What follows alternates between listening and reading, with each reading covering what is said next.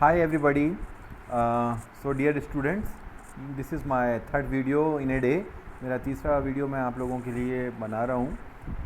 I have a holiday today, so I am taking advantage of that. आज छुट्टी होने के कारण मैंने कहा 12वीं क्लास के चूँकि एग्ज़ाम बहुत पास में है, very near, so you have just very few days, बहुत थोड़े से दिन बाकी हैं.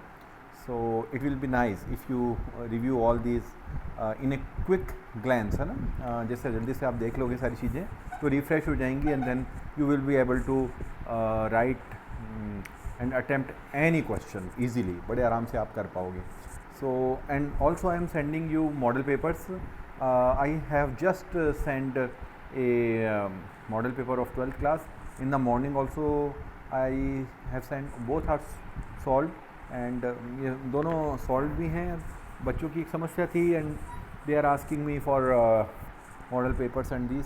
सो those will be also very beneficial. आप लोगों को पूरे कोर्स की एक समझ विकसित करने में वो भी सहायक होंगे, उनको भी आप देख लेना.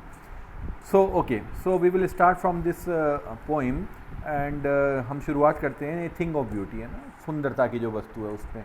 देखो, about the poet first, John Keats. John Keats जो नाम है वो एक बहुत जाना पहचाना बड़े प्रसिद्ध कवि हैं, रोमांटिक पोइट हैं. याद रखना John Keats. And whenever you use the name it will be better if you use the whole name, है ना. अगर आप नाम कीट्स की बजाय आप जॉन कीट्स लिखते हो that will be nice. Keats is also right, आप कीट्स लिखते हो वो भी सही है, लेकिन ऐसा होता है कि अगर आप पूरा नाम लिखते हो तो दैट विल बी बेटर, वो ज़्यादा अच्छा रहेगा. अब देखिए, वो अनफॉर्चुनेटली बहुत जल्दी उनकी डेथ हो गई. 26 ईयर्स जब उनकी एज थी तभी उनकी डेथ हो गई. So remember this also, when he was 26 years of age he died. तो 26 साल में उनकी डेथ हो गई थी. बहुत यंग एज में गए, लेकिन इतना अच्छा और समृद्ध साहित्य हमको देके गए इंग्लिश लिटरेचर में कि उन्हें आज भी याद किया जाता है. He was a romantic poet, remember it. He was a romantic poet, remember it. So whenever you get a chance write it down also. Romantic poet, so बहुत बड़े रोमांटिक पोइट थे. अब देखिए, रोमांटिक का मतलब literary है. यहाँ मतलब रोमांटिक का मतलब कोई रूमानी या कोई प्यार या इस तरह का नहीं है. रोमांटिक मीन्स होता है कि उन्होंने एक पैटर्न चेंज किया और प्रकृति की जो चीज़ें हैं, अर्थ है, मून है, सन है, जो हमारी वेजिटेशन है, वनस्पति है, डेफोडिल्स है, फूल फ्लावर्स हैं, बर्ड्स हैं, इवन शीप, है ना, भेड़ है, बकरी है, गडरिए हैं, और ये प्राकृतिक जितनी भी सुंदरता है उनको अपनी कविता में स्थान दिया. That is why he was called romantic poet. So इसका अर्थ उसी रूप में आपको लेना है जो लिटरेचर में लिया जाता भी है. नाउ देखो, लेट्स सी. देखो, अब ये जो हमारी पोइम है थिंग ऑफ ब्यूटी, ये इम्पॉर्टेंट जो चीज़ है आपके याद करने के लिए वो ये है कि this is except from his poem Endymion. उसकी एक बड़ी पोइम है Endymion, remember it and use it also. Endymion जो इसकी पोइम है उसमें से इसकी एक्सेप्ट है, ये संकलित किया गया, लिया गया है. क्या है Endymion? Remember it. John Keats की thing of beauty is an excerpt from his poem Endymion. आप आंसर लिखते हो, उटपटांग कुछ लिखते हो, उसकी बजाय होता है जैसे हम कॉपी चेक करते हैं, देखते हैं, बोर्ड की कॉपीज़ भी चेक होती हैं, बच्चे किस तरह से आंसर करते हैं. सो इधर उधर की लफाजी करने के बजाय if you will give factual answer, आप ऐसा आंसर देंगे जिसमें कुछ अच्छा होगा, कुछ फैक्ट्स होंगे, तब you will get very very good marks, है ना. सो बच्चों में एक थोड़ा सा जो ये है, अच्छे मार्क्स लाने हैं अगर, तो आपको ये चीज़ें यूज़ करनी पड़ेंगी. अब देखो, इसमें एंडीमियन कौन था? Greek legend. जैसे हमारे यहाँ लीजेंड है हमारे वेदों के साहित्य के, वैसे जो वहाँ जो इंग्लिश लिटरेचर में जो ग्रीक है, यूनान है, वहाँ से वो प्रेरणा लेते हैं. So on A Greek legend, जो यूनानी लीजेंड है, लोक कथाएँ हैं, वहाँ से इसको लिया गया है. Endymion a beautiful young shepherd and poet who lived on Mount Latmos had a vision of Cynthia the moon goddess. तो एंडीमियन कौन था? ए ब्यूटीफुल यंग शेफर्ड, एक बड़ा ही सुंदर गडरिया था. Who was Endymion? He was a beautiful young shepherd. और वो moon goddess जो सिंथिया थी उसको विज़न आया था, उसको सिंथिया का, है ना. The enchanted youth resolve to seek her out and so wandered away to the forest and down under the sea. अब वो उसको पाने के लिए, जो मून गॉडेस थी, सिंथिया, तो एंडीमियन उसको पाने के लिए समुद्र में गया और पृथ्वी पर दूसरी जगह गया। ये एक उसका एक छोटा सा बैकग्राउंड है।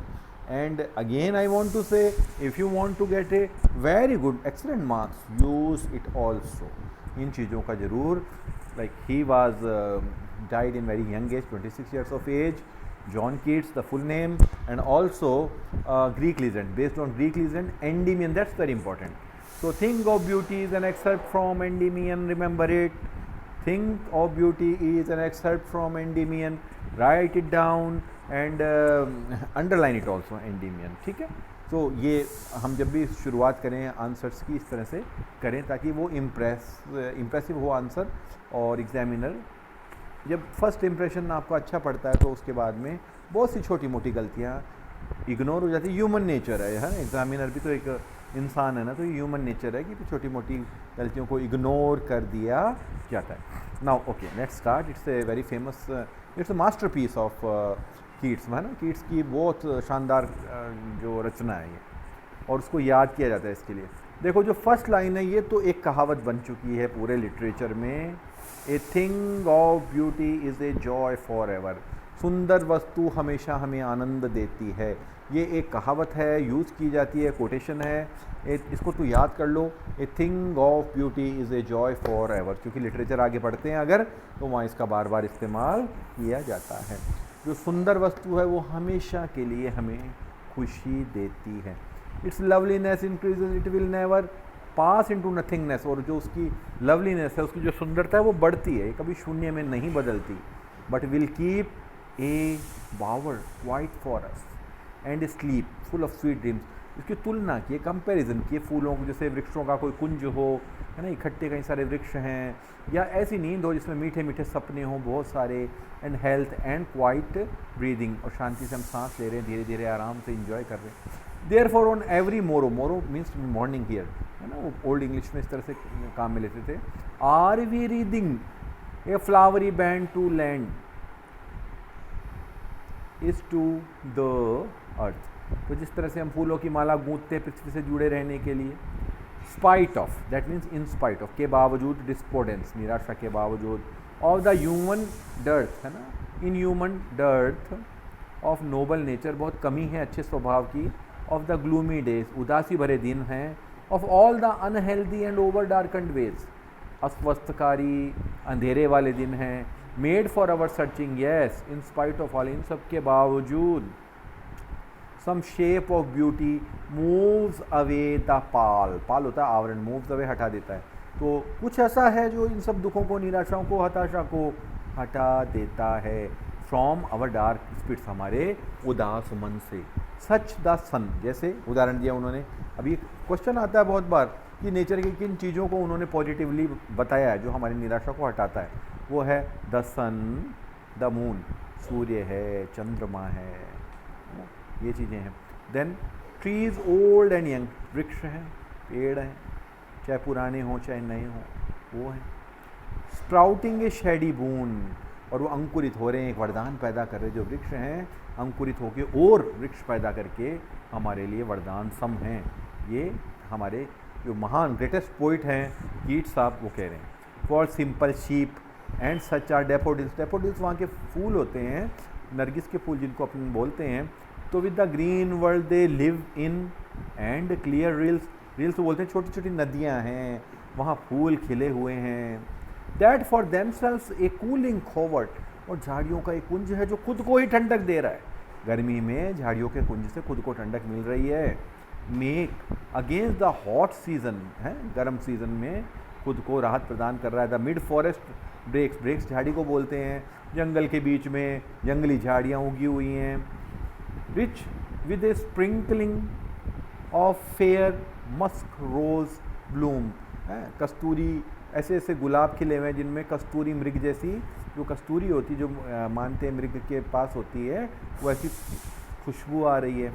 And such too is the grandeur of the dooms, अच्छा बड़े बड़े भव्य मकबरे बने हुए हैं, वो भी उनका वैभव दिखाते हैं। मकबरे शानदार, जो पुराने राजा महाराजा थे, व्हेन दे डाइड, है ना, after their death, there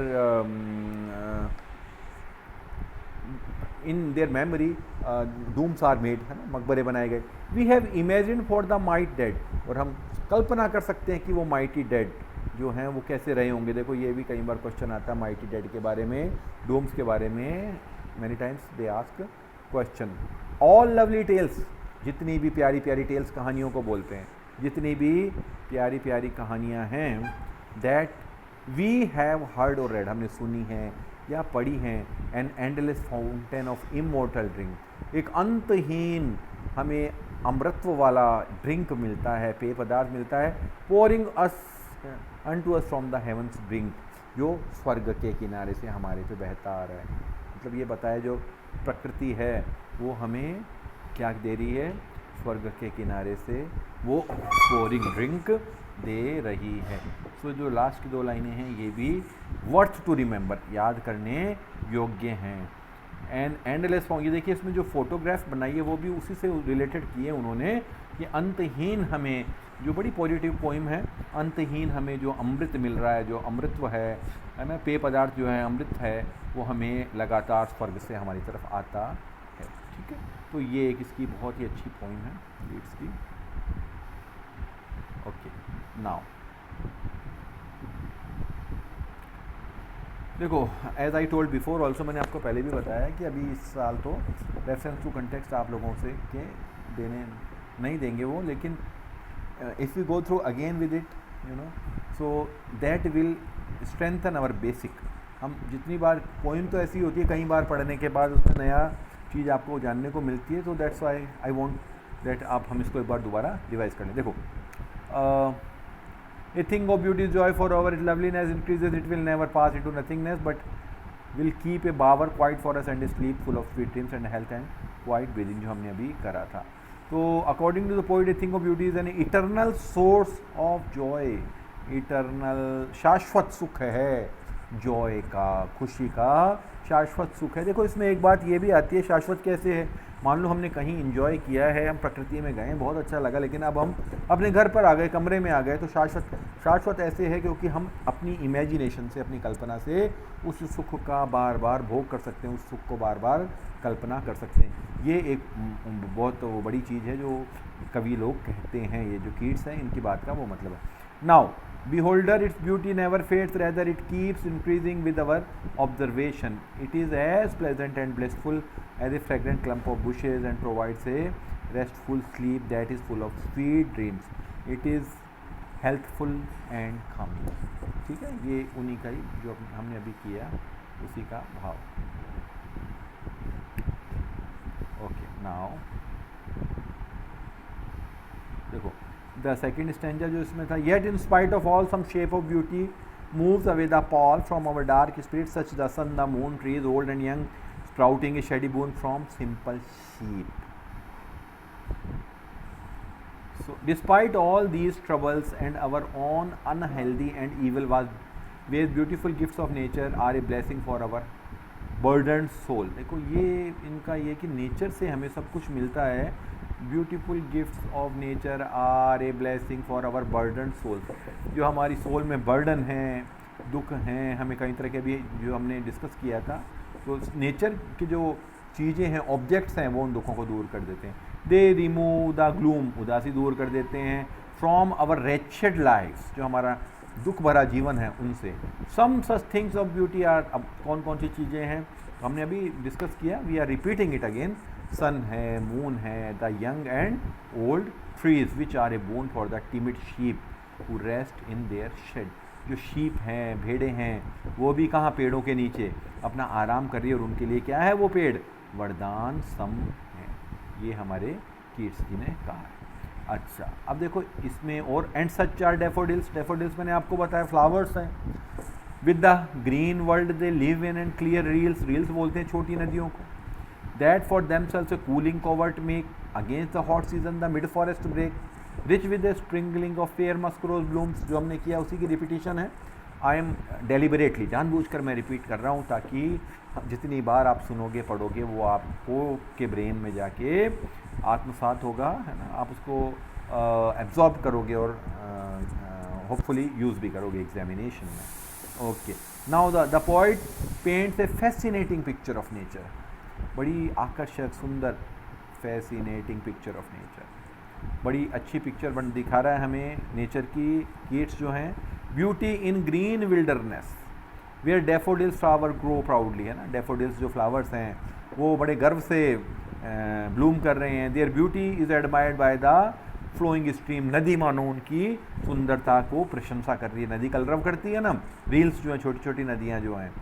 these streams are full of clear pure water and which supply water to the lush bushes, और वो जो बुशेस को जो है नदियाँ पानी भी सप्लाई कर रही हैं, और फ्लावर्स पास में उनके जो फ्लावर्स हैं डैफोडिल्स वो लगे हुए हैं। Then repay the streams by giving them cool shade in the hot summer, और वो क्या कर रहे हैं, जो फ्लावर्स हैं बुशेस हैं वो बदला कर दे रहे हैं उनको, वो उनको पानी पहुंचाती है तो वो बदले में क्या कर रहे हैं, उनको कूल शेड दे रहे हैं, उनको छाया प्रदान कर रहे हैं। These thickets is the middle of the forest are enriched by fragrance of a good number of musk rose flowers, तो हमने जैसे पढ़ा मस्क रोज फ्लावर्स से वहाँ खुशबू फैली हुई है। ओके, देखो ये अपने बोर्ड में, हमारे अपने ही बोर्ड में आया हुआ है 2016 में, जो इसका लास्ट स्टेंजा है। And such too is the grandeur of the dooms, अब remember it, grandeur of the dooms. अगर हमें ये जो इनके फ्रेजेस याद हो जाएं और we can use it also, है ना, तो अगर भाव पता पड़ जाए तो फिर ज़्यादा दिक्कत आती नहीं है आंसर देने में। We have imagine for the mighty dead, हम कल्पना कर सकते हैं, अभी हमने जैसे किया था माइटी जो शक्तिशाली डेड हैं, है ना, उनके बारे में। All lovely tales that we have heard or read, an endless fountain of immortal drink pouring unto us from the heaven spring। ये लास्ट की जो लाइनें थी मैंने आपको बताया था, you must remember it, an endless fountain of immortal drink pouring unto us from the heaven spring, ठीक है। So the poet says that he also admires the fertile imagination of these builders and architects of the bygone era, है ना, जो निकल चुके हैं। डोम्स हमने देखे, मकबरे बने हुए हैं, वो तो उनकी भी वो तारीफ़ करता है। Who built the beautiful domes to adorn the mausoleum of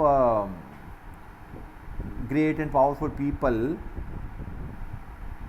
who change and made history, जिन्होंने इतिहास बनाया ऐसे लोगों की याद में।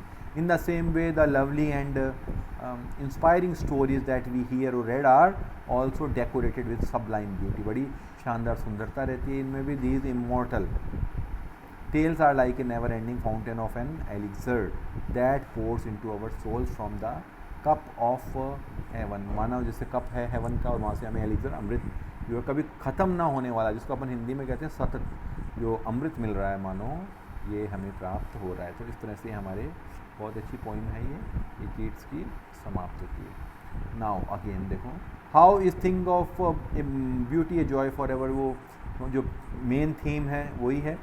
ए thing of beauty is a joy forever because its beauty के keeps increasing as many times as a beholder looks at it, जब तक एक सुंदर वस्तु को देखता है तब तक वो और बढ़ती रहती है उसकी सुंदरता। इट दस गिव्स अ एंडलेस प्लेजर, हमें अंतहीन खुशी देती है। What does a thing of beauty do for us, क्या करती है हमारे लिए सुंदर वस्तु, तो a beautiful thing give us eternal Joy, ये आप रट लेना, याद कर लेना, इटर्नल जॉय, शाश्वत खुशी देती है। एलिविएट्स आवर सफरिंग, हमारा जो दुख हैं, हमारी जो पीड़ाएं हैं उनको क्या करती है, दूर करती, ख़त्म करती है। Remove sadness from our hearts, हमारे हृदय से जो उदासी है उसको दूर करती है। Beauty also help us give up our evil ways, और हम सुंदरता हमारे बुरे जो रास्ते हैं उनको भी दूर करने में हमारी हेल्प करती है। Why are the lovely tales called the endless fountain, lovely tales को क्यों कहा है एंडलेस फाउंटेन है, अंतहीन एक फवारा है या खुशी का। Lovely tales are called an endless fountain because they too contain the beauty and goodness of human experience, wisdom, inspiration and entertainment which is eternal, है ना। जो टेल्स हैं, जैसे हमारे यहाँ भी जो लीजेंड्स होती हैं, वो पुरानी सुंदरता को, प्रेरणा को, बुद्धि को, सब चीज़ों को रिप्रेजेंट करती है, बताती हैं। According to Keats what spreads the pall of despondence over our dark spirits, ये सैम्पल पेपर में आया हुआ है। हाउ इज़ इट रिमूव्ड, हमें जो दुख होते हैं वो कैसे दूर होते हैं, हमने प्रकृति के द्वारा, as we read it many times now. So Keats says that the pall of despondence over our dark spirits is the result of lack of noble qualities in us and our unclean and evil ways. ठीक है, तो हमारे जो evil veg है, हमारे बुरे रास्ते, उनके कारण हमारे अंदर ये आवरण फैला देता है। और उस आवरण को दूर कौन करता है? हमारा नेचर दूर करता है। नेचर में हमने अभी देखा कई सारे उदाहरण दिए हैं, सन है, मून है, ये सारे नेचर के उदाहरण दिए गए। अच्छा बच्चों, एक छोटी पोइम और है, so let's do it also. So इसके बाद में आपकी ये फ्लेमिंगो जो है पूरी हो जाएगी बुक, और we will do tomorrow next book. It has some chapters, वो रिव्यू कर लेंगे एक बार, और उसके बाद ग्रामर, है ना। So my target is to review all those things before examination. मैं ये चाहूँगा कि एग्ज़ाम से पहले आपका एक बार रिव्यू हो जाए। तो एक बार रिव्यू हो जाने के बाद में बात वो नहीं है कि रिज़ल्ट कितना, रिज़ल्ट तो अच्छा रहेगा ही रहेगा। I want that you guys will get very good marks, like 90%, 88%, 85%, है ना, इस तरह के मार्क्स आएँ। पास होना क्राइटेरिया ना तो है, ना होना चाहिए, पास तो हो गए ही सारे बच्चे होपफुली। और अपना जितना टारगेट आप ऊंचा करोगे ना, उतने मार्क्स आपके इंक्रीज़ होंगे। जितना छोटा रखोगे टारगेट, तो उतना और आप, तो ये ह्यूमन नेचर होता है, हम जैसा टारगेट रखते हैं वैसे ही हमारी मोटिवेशन भी हो जाती है, मेहनत करने की ताकत, सब कुछ। तो इसलिए always try to get very very good excellent marks. Okay, now aunt Jennifer's tiger, ये आंट जेनिफर के टाइगर, ये एक दूसरी पोइम है जो हमारे कोर्स की लास्ट पोइम है फ्लेमिंगो में। देखो इसमें remember it, Adrienne Rich US की एक लेखिका है, एड्रियन रिच, रिमेंबर इट। अब आपको ये भी याद होना चाहिए कि लेडी है ना, तो ही और शी का जो यूज़ है। अब ये इन्होंने लिखी है आंट जेनिफर के जो टाइगर हैं उनके बारे में। देखो ये भी साइकोलॉजिकल और बड़ी अलग तरह की पोइम है, और इसमें एक ट्रॉमा बताया, एक लेडी का ट्रॉमा, जो दुख होता है लेडी की जो पीड़ा है उसको इनडायरेक्टली दर्शाया गया है। देखो, aunt Jennifer tigers prance across a screen. जो आंट जेनिफर है, उनके जो बाग हैं, एक्चुअली वो जो एम्ब्रॉयडरी की जाती है, कशीदाकारी की है, ऊन से की जाती है, वो एक स्क्रीन पे बड़ी फ़ोटो पे छलांग लगा रहे हैं। उनका जो देखो ये बनाया ना, जो पोस्चर है, जो छलांग लगाने का पोस्चर है, देखो that is a comparison between tiger and aunt herself. तुलना की गई है आंट की, जेनिफर की, और टाइगर्स की। टाइगर्स कैसे हैं? बोल्ड हैं, ब्रेव हैं, है ना, रिफ्रेश हैं, और क्या एंथुसियास्टिक हैं, उत्साही हैं। तो देखो, ब्राइट टोपाज डेनिजन, तो जैसे कोई पीला पुखराज होता है of a world of green, वैसे वो दिखाई दे रहे, चमकदार हैं। दे do not fear the man beneath the tree, पेड़ के नीचे कोई खड़ा है वो डरते नहीं हैं। They pace in sleek chivalric certainty, है ना, शौर्यपूर्ण है वो। Aunt Jennifer's fingers fluttering through her wool, और आंट जो हैं जेनिफर, उनकी तो उंगलियां काँप रही हैं जब वो ऊन में कशीदाकारी एम्ब्रॉयडरी कर रही है। Find even the ivory needles hard to pull, जो हाथी दांत की बनी सुई है ना, उसको भी बड़ी मुश्किल से वो निकाल पा रही हैं। The massive weight of uncle's wedding band, इसको रिमेंबर करना है, ये इस पार्ट का जो मेन पॉइंट देखो, the massive weight of uncle's wedding band, जो अंकल की साथ में शादी का जो बैंड है, या जो फीता है, या जो उन्होंने पहना हुआ है, उसका वज़न बहुत ज़्यादा है।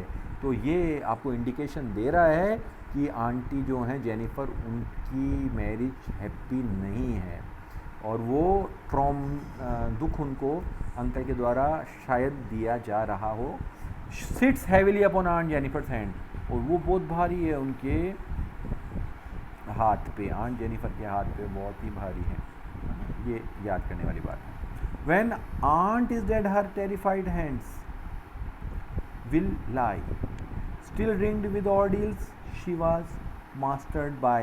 The tigers in the panel that she made will go on prancing proud and unfed. वो कह रहे हैं जब वो आंट जो हैं उनकी डेथ होगी, तो हाथ तो उनके पड़े होंगे, लेकिन जो रिंग है ना, वो बता रही होगी उस ट्रॉमा को, उस ऑर्डील को जो उसने सहन की है। ये बात उन्होंने कही है कि आंट जो है, अंकल उनको टॉर्चर करते होंगे मेंटली, या जैसे भी इन्होंने they do not tell us exactly, उन्होंने बताया नहीं है, लेकिन ये एक संकेत दिया है कि अंकल के द्वारा जो ट्रॉमेटिक कंडीशन है उसके कारण आंटी जो हैं बहुत परेशान रही हैं, और उनके जो टाइगर से कंपैरिजन की गई है, कॉन्ट्रास्ट दिखाया है। ठीक है,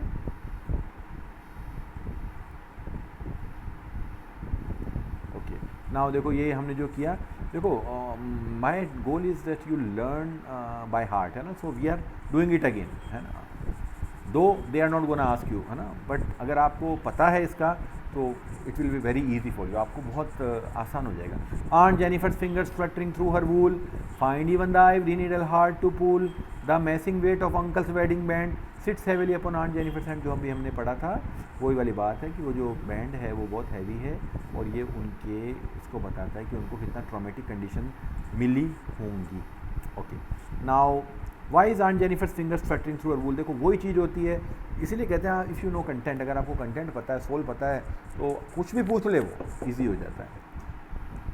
aunt Jennifer's hands are moving through her wool, she seems to have grown old, क्योंकि बूढ़ी भी हो गई हैं वो, बिसाइड्स इसके अतिरिक्त hard and bitter experience of married life lie heavy on her, देखो ये hard and bitter experience of her married life, ये याद रखना, वो जो ज़िंदगी की वैवाहिक जीवन की कठोरता है ना, कटुता है, उसने उनको मुश्किल में डाला हुआ है, उनकी जो उंगलियां हैं वो चल भी नहीं रही, hence she is finding it difficult to pull the needle through the wool, इसलिए वो नहीं कर पा रही हैं अपनी जो उंगलियां उनकी वो चल।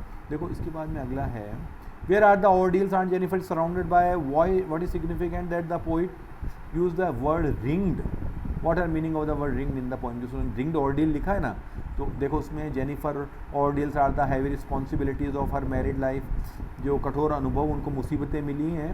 इन the poem the word ringed is significant because it symbolizes circle, she is encircled by her heavy responsibilities, है ना, तो रिंग जो है वो गोल होती है, वैसे वो भी उसमें उलझ गई हैं अपने जीवन की जिम्मेदारियों में, और स्वयं का जो व्यक्तित्व है वो खत्म हो गया।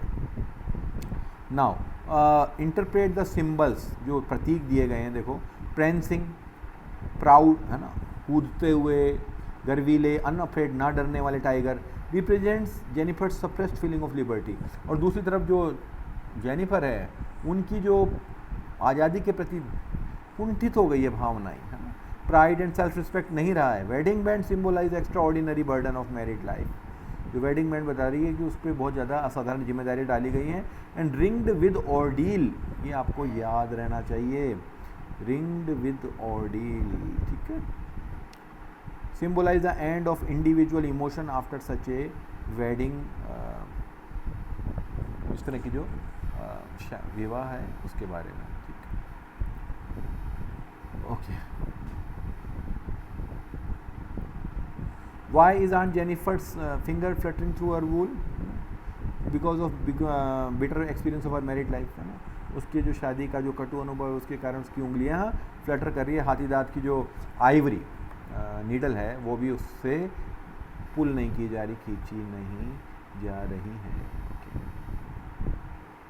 Y do you think aunt Jennifer's created animals and are so different from her own character, what might the poet suggesting through the difference, देखो really Jennifer has created tigers so different from her own character, they pace in sleek chivalric certainty, on the other hand Jennifer herself is surrounded by heavy responsibility of her married life, they suggest her suppressed feelings। देखो ये बिल्कुल opposite personality है, tigers जो हैं चिवलरिक हैं, हमने दिखाया है ना इसमें, लाइक टोपैज, है ना, और they are brave, they don't have any fearness, और दूसरी तरफ जो आंट जेनिफर है सराउंडेड बाय रिंग्ड ऑर्डिल। अभी ये याद होना चाहिए आपको, सराउंडेड बाय रिंग्ड ऑर्डिल, तो जब भी आपको चांस मिलता है इसको लिखो, इसको अंडरलाइन कर दो, पोइम की पोइट्री की कुछ लाइंस याद होनी चाहिए, ये बहुत इंपॉर्टेंट है, ठीक है, तभी पता होता है कि बच्चा सुभिज्ञ है, वो जानता है सारी चीज़ों को। ओके,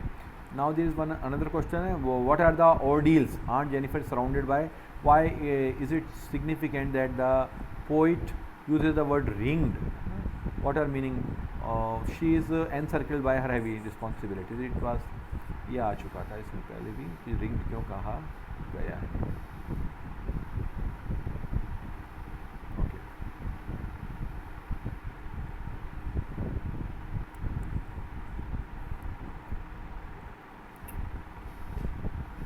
तो ये सारी चीज़ें हाँ रिपीट हुई हैं। तो बच्चों इसके साथ हमारा ये पोइम भी ख़त्म होती है, आंट जेनिफर टाइगर। सो आप इनको याद रखना, और ये किसने लिखी है और क्या कहा है और कंपैरिजन किया है, कंट्रास्ट किया है, कुछ उनकी जो कोट्स हैं वो याद रखने हैं। एड्रियन रिच नाम याद रखना है, एड्रियन रिच है, अमेरिकन राइटर्स है, वो याद रखना है आपको, यूज़ करना है। कई बच्चे सोचते हैं कि नहीं राइटर का नाम तो पूछते नहीं है, बात पूछने की नहीं है। You should use it when ever you get a chance. आपको जब भी मौका मिलता है आप इसको यूज़ करो, आप दिखाओ कि आपको नॉलेज है, और आप जब लिखोगे तो आपके नंबर बहुत ही अच्छे आएंगे। सो यूज़ इट, और जो छोटी छोटी फ्रेजेस हैं वो भी आपको याद करनी है। तो बच्चों ठीक है, जस्ट कैरी ऑन, आप लगे रहो और अपना दिमाग बिल्कुल शांत संतुलित रखते हुए एक नियमित पढ़ाई अंत तक करते रहो। जैसे जैसे एग्जामिनेशन पास आएगा प्रेशर बढ़ेगा, लेकिन टेक इट पॉजिटिवली लेना है आपको, बिल्कुल सकारात्मक तरीके से ही इसको लेना है। Okay, thanks for watching.